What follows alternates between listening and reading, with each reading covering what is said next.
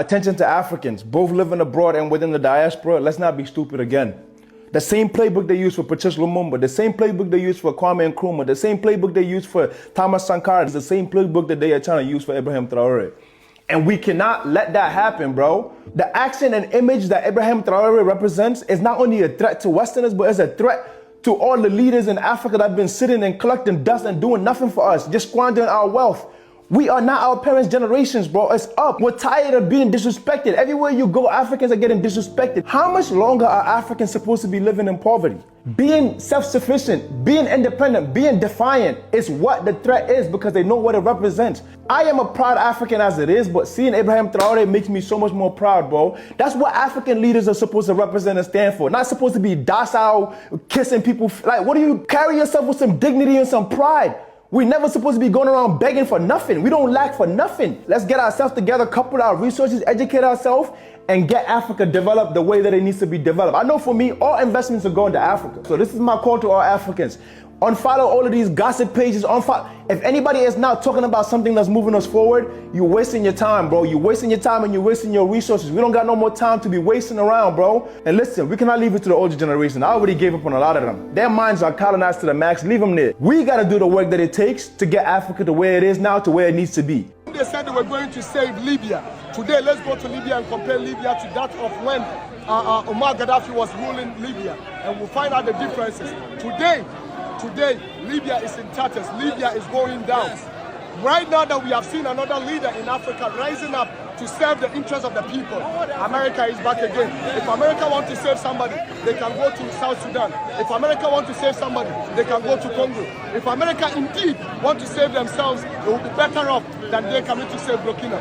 No Burkina Bay is saying that they need their help and they should go out of Burkina. That's what we are saying. If we are still second guessing whether we should support Ibrahim Traore or not at this moment, that there's something technically, mechanically, mentally, emotionally, psychologically, brainically wrong with us as a people.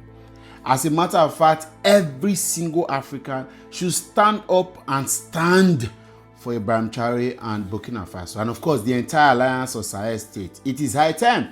I have been one of those that have critically considered, I've argued everywhere on many platforms, because of course, as political student myself, I could always want to see how well we use the democracy that was sold to us. But then I've asked myself, is this democracy ever going to work? Which African country that is being said to be developing, right, that is practicing democracy? Obviously, one time or the other, we may have to sit back and actually look at, was this democracy sold to us, just like other aspects of Western civilization sold to us to keep us in it? Because again, we are not a people that is very good with democracy and all of the attendant democratic principles, elections, accountability, responsibility. We are not a people. Of course, there have also been situations where, for example, in Nigeria, where military head of state were in power and they were very, very embarrassing. Autocratic, dictatorial, some of them embezzling, corrupt, and all of that. For example, Ibrahim Traore took over from another military ruler of Burkina Faso, who spent, I think, January to I think September, a couple of months, about 9 months in power. He had, in a coup d'etat, the military ruler had also stopped the continuation of his 7 years running government of a civilian president of Burkina Faso. In all of this era, the problem was the civilian president, as at far back as 1994 to 1996, was the prime minister.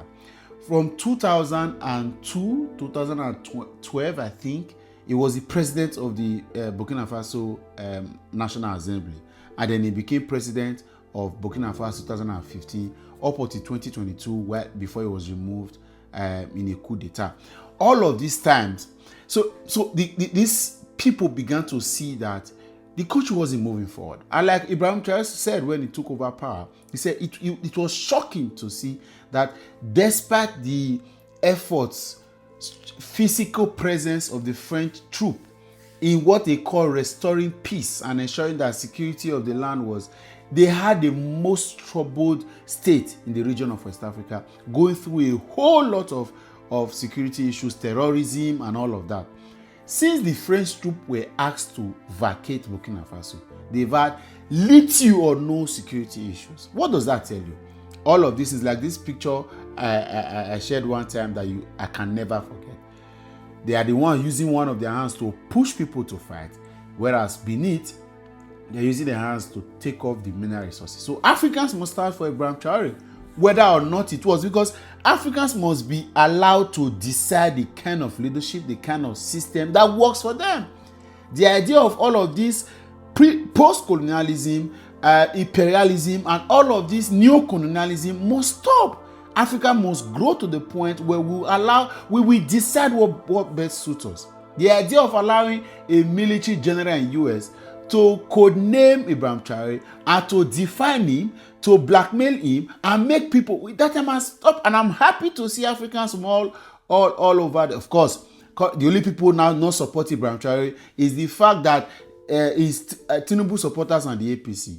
They are the ones not supporting Ibrahim Traore, and even on social media, they don't like it. Of course, everybody, young people in Africa and Nigeria, they are saying this is a model that we must follow. Unfortunately, the young man is doing what Tinubu cannot do, and of course, if not for God, Tinubu would have led a military intervention to go and remove a people's decision, whether you take coup d'etat or not. Allow them; it's their country. Allow them. Until we pray that it doesn't get to that for Nigeria, we hope that we get it right in our next election.